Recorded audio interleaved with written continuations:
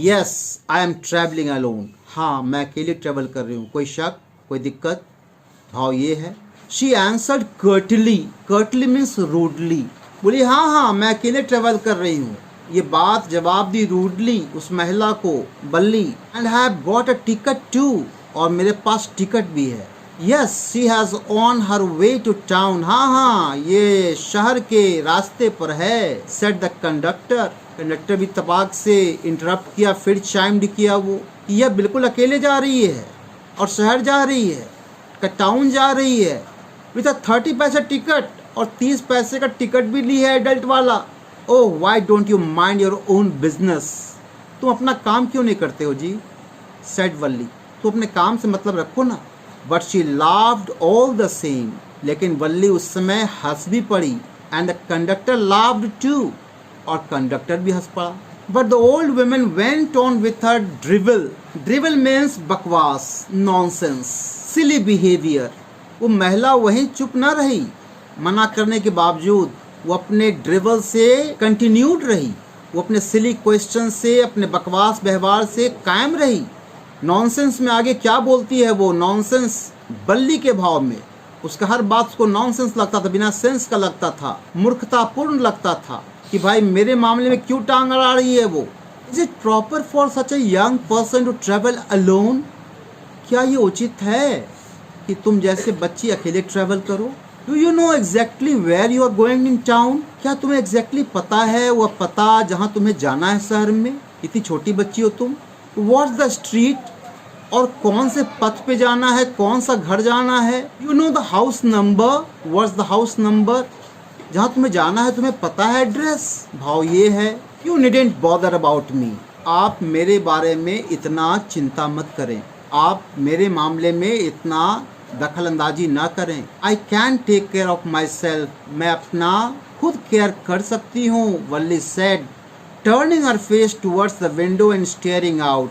अपने मुखमंडल को विंडो की तरफ मोड़ते हुए वो बच्ची जवाब देती है और फिर बाहर झांकने लगती है, घूरने लगती है लैंडस्केप को। Her first journey, what careful painstaking elaborate plans she had to make for it. She had thriftily saved whatever stray coins came her way, resisting every temptation to buy peppermints, toys, balloons and the like, and finally she had saved a total of 60 paise. किसका शब्द है? Who is the speaker here? Author का शब्द है ये। हर first journey, बस की journey, पहली जर्नी थी जिसके लिए वो क्रेव करती थी, स्वप्न देखती थी, आज साकार हुआ। What careful, कितनी सावधानी से, painstaking, कितनी दर्द सह करके, इलाबोरेट प्लान्स, कितनी विस्तार पूर्वक प्लान की थी वो इस दिन के लिए। She had to make for it. had 2 bar repeat है, जोर देने के लिए, एम्फेसिस देने के लिए। कितना भरपूर प्रयास की थी इस दिन को साकार करने के लिए, उस पैसे को इकट्ठा करने के लिए, फेयर इकट्ठा करने के लिए। She had thriftily saved whatever stray coins came her way. Thriftily means carefully, सावधानी पूर्वक। Spend money carefully. इतने दिनों तक कैसे वो केयरफुली मनी को सेव की थी, बचा बचा कर केयरफुली स्पेंड की थी वो, और उसमें भी बचाई थी। Whatever stray coins came her way, जो स्ट्रे कॉइन्स, कुछ भी खुदरा पैसा आए उसके रास्ते में, कोई दे दे उसके घर में, कोई गेस्ट दे दे, एल्डर दे दे, उस पैसे को कैसे वो बचाई थी, थ्रिफ्टली स्पेंड की थी, केयरफुली स्पेंड करके बचाई थी। Resisting every temptation, resist means अवरोध करना, सारे प्रलोभन को, टेम्पटेशन को वो रेजिस्ट की थी, बचाई थी, उससे बची थी, सारे प्रलोभन को रोकी थी आज तक वो। किस तरह का टेम्पटेशन होता है बच्चों में? To buy peppermints, toys, balloons and the like, इसी प्रकार के वस्तु वो बिल्कुल नहीं खरीदी थी इन दिनों। And finally she had saved a total of 60 पैसे। इस प्रकार पूरे संघर्ष के साथ 60 पैसे वो अपना जमा की थी। How difficult it had been, कितना डिफिकल्ट था ये सेव करने का जर्नी उसका, particularly that day at the village fair.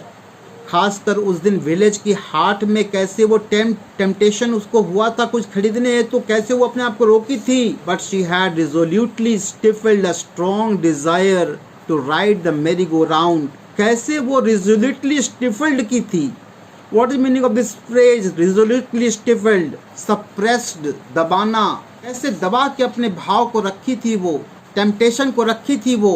resolutely stifled means suppressed करना या controlled with determination। कैसे वो टेम्पटेशन को strongly resist की थी, रोकी थी। कौन सा टेम्पटेशन को, जो खासकर उसको ललचाया था, तड़पाया था।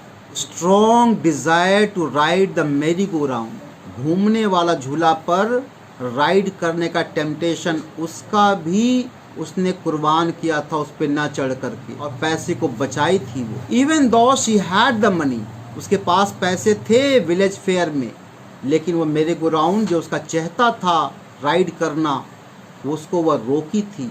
Just to have a ride on the bus she had thriftily saved the money. After she had enough money saved, her next problem was how to slip out of the house without her mother's knowledge. पैसा तो save हो गया था, अब next problem जो tackle करने वाली थी वो कैसे वो स्लिप करेगी। Slip out means without notice of any person. कैसे आंख बचाकर निकलेगी वो घर से, विदाउट हर मदर्स नॉलेज, बिना अपनी माँ की संज्ञान दिए कैसे वो निकलेगी बस राइड पर। अब ये नेक्स्ट प्रॉब्लम को टैकल करना था। But she manage this without too much difficulty, लेकिन यह भी प्रॉब्लम को उसने मैनेज कर लिया बिना कोई दिक्कत का। She was very clever girl. Every day after lunch her mother would nap from about 1 to 4 और सो हर दिन जो है लंच के बाद माँ की आदत थी नैप करना। Nap means short sleep during afternoon, खासकर 1 से 4 बजे के बीच दोपहर का नींद को नैप कहते हैं।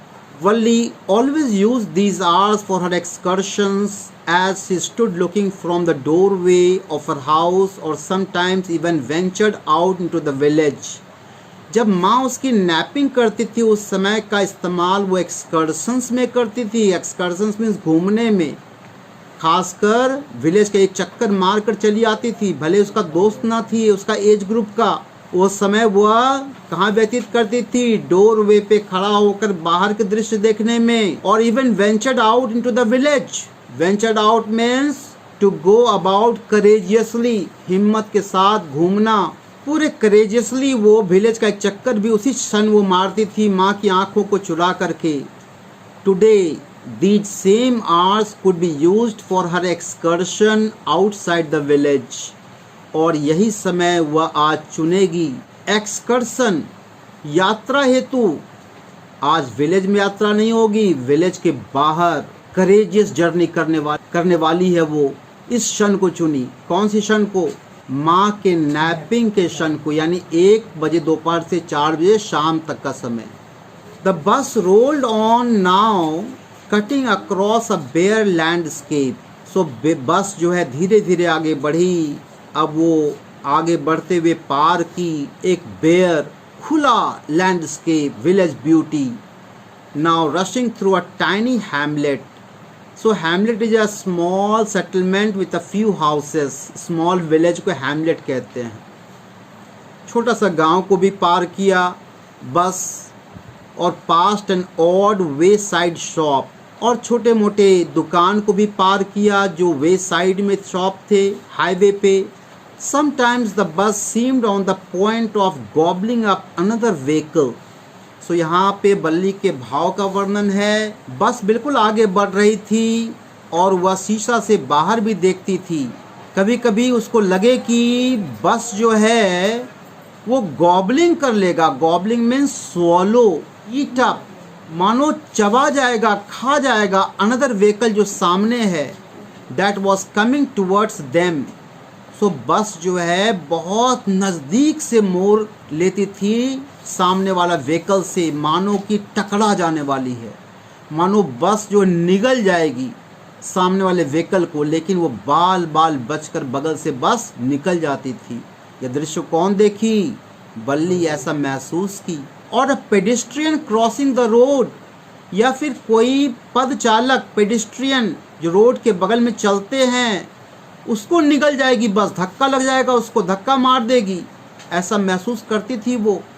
वाइल क्रॉसिंग द रोड, अगर कोई पेडिस्ट्रियन क्रॉस रोड कर रहा हो मानो धक्का लग जाएगा उसको, बस उसे टकरा जाएगी, लेकिन ऐसा होता नहीं था।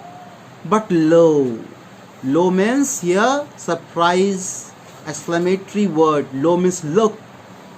बट लो देखो, somehow it passed on smoothly, देखो आराम से बस पार कर गई किसी भी प्रकार से, smoothly, living all obstacles safely behind, सारे बाधाओं को, पेडेस्ट्रियन को बिना धक्का मारे, किसी व्हीकल से टकराए, बस बिल्कुल आगे बढ़ रही थी safely. Trees came running towards them but then stopped, tree कैसा प्रतीत हो रहा था? Trees came running towards them, जैसे से बस आगे बढ़ रही थी प्रतीत हो रहा था कि बस के तरफ भागते हुए आ रही है tree, but then stopped as the bus reach them, और जैसे ट्री के पास पहुंचती थी बस मानो वो ट्री आगे बढ़ना बंद हो जाए। And simply stood there helpless for a moment by the side of the road, और मानो कि ट्री लाचार रूप में कुछ क्षण के लिए खड़ा हो जाए, यानी कि बस अगर नज़दीक ट्री का आएगा तो ट्री लगेगा स्टैटिक है, और बस गति में रहेगा तो लगेगा ट्री भाग रही है। ये सब बल्ली के भाव का वर्णन है, कैसा वो फील कर रही थी while travelling on the bus and looking outside, वो rushing away in the other direction.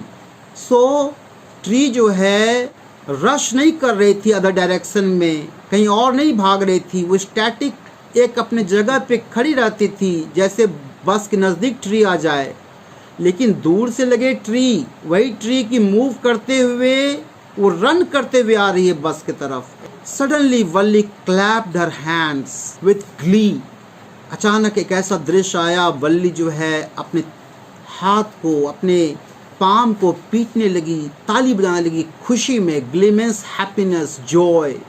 Young cow tail high in the air, board के लिए इम्पोर्टेंट पार्ट है ये।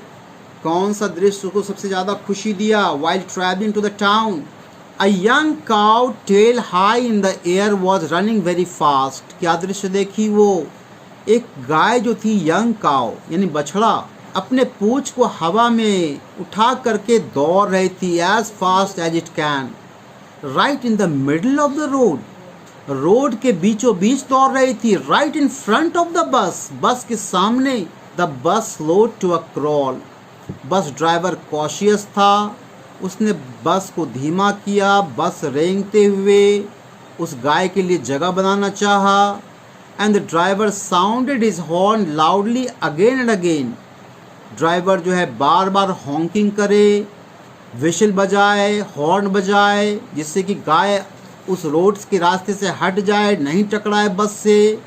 But the more he हॉन्क the more frightened the animal became, जितना वो भोंपू बजाता था, हॉन्क करता था, उतना ही गाय क्या होती थी? फ्राइटेंड होती थी। बिकेम एंड फास्ट इट गैलप्ड, उतने ही गाय डर करके तेजी गति में गैलपिंग, तेज दौड़ लगाती थी। अभी हटी नहीं गाय, always right in front of the bus, दौड़ करके थोड़ा घबरा कर फिर बस के बीच आ जाए वो।